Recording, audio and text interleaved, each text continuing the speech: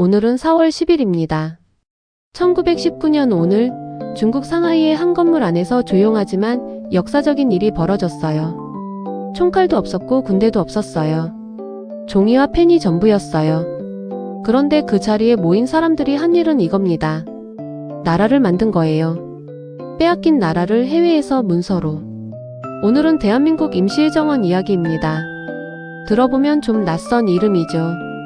근데 이 조직이 뭔지 알면 지금 우리가 사는 대한민국의 시작이 어디서 왔는지가 보여요. 단순한 독립운동 단체 이야기가 아니에요. 국가란 무엇인가에 대한 이야기입니다. 1919년 3월 전국에서 30일 운동이 일어났어요. 수많은 사람들이 거리로 나와 독립만세를 외쳤어요. 서울에서 시작된 운동이 전국 방방곡곡으로 퍼졌어요. 학생도 농민도 상인도 여성도 노인도 나왔어요. 그런데 결과는 냉혹했어요. 일본 제국은 무력으로 진압했어요. 수많은 사람들이 잡히고 다치고 죽었어요. 이때 독립운동가들이 하나의 결론에 이르렀어요. 시위만으로는 부족하다. 아무리 많은 사람이 거리로 나와도 국가의 형태를 갖추지 못하면 국제사회가 우리를 국가로 인정하지 않는다는 거예요. 외교를 하려면 정부가 필요하고 정부를 만들려면 헌법이 필요하고 헌법을 만들려면 의회가 필요했어요. 그래서 결정했어요. 망명지에서 국가를 만들겠다고. 1919년 4월 10일 상하이 프랑스 조개 김신부로라는 골목의 한 건물 안 29명의 대표들이 모였어요.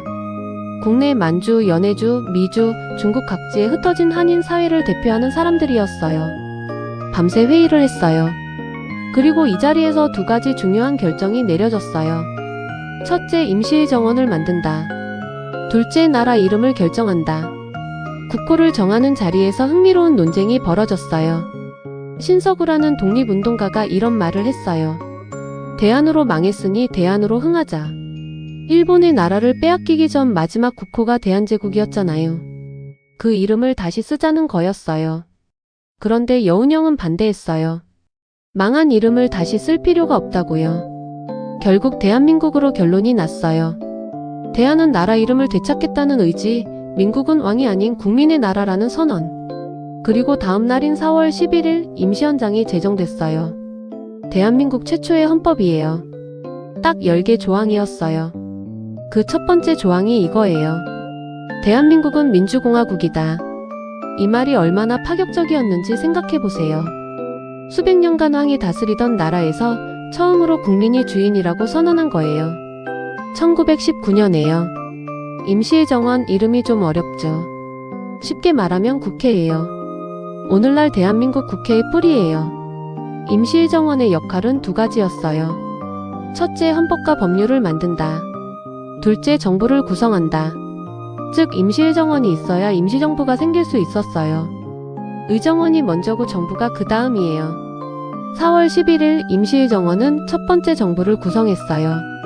이승만을 국무총리로, 안창호를 내무총장으로, 김규식을 외무총장으로 임명했어요. 나중에 여러 임시정부들이 통합되면서 이승만이 초대 대통령이 됩니다. 그런데 이 의정원이 어떻게 운영됐냐가 흥미로워요. 지금처럼 선거를 통해 의원을 뽑는 방식이 아니었어요. 나라 안에서 선거를 할 수가 없으니까요. 대신 국내 만주, 연해주, 미주 등 각 지역의 한인 사회와 독립운동단체에서 대표를 추천하는 방식이었어요. 전 세계에 흩어진 한인 사회 전체를 대표하는 구조를 만들려 한 거예요. 사회주의자도 있었고 민족주의자도 있었고 기독교 계열도 있었어요. 이념이 달랐어요. 갈등도 많았어요. 그런데 그 갈등 자체가 어떻게 보면 민주주의의 초기 형태이기도 했어요. 임시정원이 단순한 형식기관이 아니었다는 걸 가장 잘 보여주는 사건이 있어요. 한국 역사 최초의 대통령 탄핵이에요. 대상은 초대 대통령 이승만이었어요. 이승만은 대통령으로 선출됐지만 상하이에 거의 오지 않았어요. 재임 기간 5년 반 중에 실제로 상하이에 머문 기간이 고작 6개월이었어요. 대부분은 미국에 있었어요. 이유는 외교 활동이었어요. 미국에서 국제사회를 상대로 한국의 독립을 설득하는 일을 하겠다는 거였죠. 그런데 임시정원은 이걸 납득하지 못했어요. 대통령이 임지를 비우고 돌아오지 않는다. 헌법을 어기고 의정원의 결의를 무시한다. 이게 탄핵 사유였어요. 1925년 3월 18일 임시의 정원은 이승만 탄핵안을 압도적 찬성으로 가결시켰어요. 탄핵 결정문은 짧았어요. 임시 대통령 이승만을 면직함. 이 사건이 왜 중요하냐면 이게 한국 헌정사 최초의 대통령 탄핵이에요. 그것도 1919년에 만들어진 국회가 1925년에 단행한 일이에요. 대한민국 임시의 정원은 실제로 권력을 견제하는 기관이었던 거예요. 흥미로운 사실 하나 더. 탄핵된 이승만은 후에 1948년 대한민국 정부 수립 이후 대통령이 됩니다. 역사가 참 묘하죠. 임시의 정원의 삶은 고단했어요. 일본의 감시를 피해 계속 이동해야 했거든요.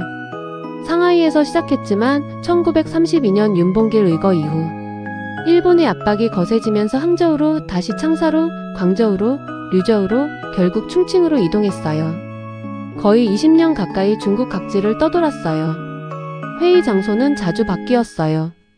임시 건물에서 비밀 장소에서 이동 중에도 회의를 멈추지 않았어요. 의원들은 월급을 거의 받지 못했어요. 개인 재산을 털어서 활동했어요.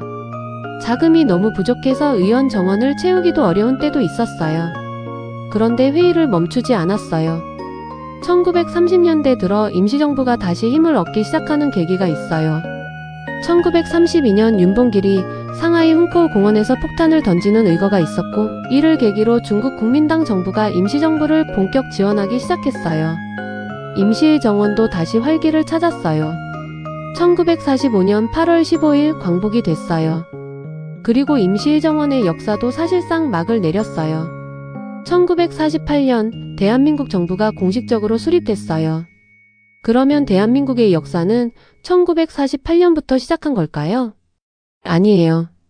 대한민국 헌법은 이렇게 말하고 있어요. 대한민국은 30일 운동으로 건립된 대한민국 임시정부의 법통을 계승한다. 즉 대한민국의 역사는 1919년부터 시작된다는 거예요. 지금 대한민국 국회는 스스로의 뿌리를 임시의 정원으로 보고 있어요. 지금 국회의 원년은 1919년이에요. 이게 단순한 상징이 아니에요. 영토도 없고 군대도 없었지만 헌법을 만들고 정부를 구성하고 의회를 운영하고 대통령을 탄핵하기도 한 그 경험이 이후 대한민국의 기반이 됐어요.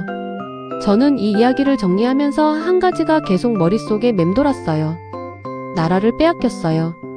영토도 없고 군대도 없고 국민도 흩어져 있었어요. 그런데 이 사람들은 포기 대신 다른 걸 선택했어요. 없는 나라를 만들기로 한 거예요. 종이 위에 회의실 안에서 적의 눈을 피해 옮겨 다니면서 헌법을 만들고 정부를 세우고 의회를 운영하고 대통령을 탄핵하기도 하면서 그리고 선언했어요. 우리는 아직 나라를 되찾지 못했지만 이미 국가다. 1919년 4월 10일 총칼이 아니라 종이와 펜으로 나라를 만든 날. 대한민국 임시의 정원이 창설된 날입니다. 오늘도 시청해주셔서 감사합니다. 내일 또 다른 이야기로 찾아오겠습니다.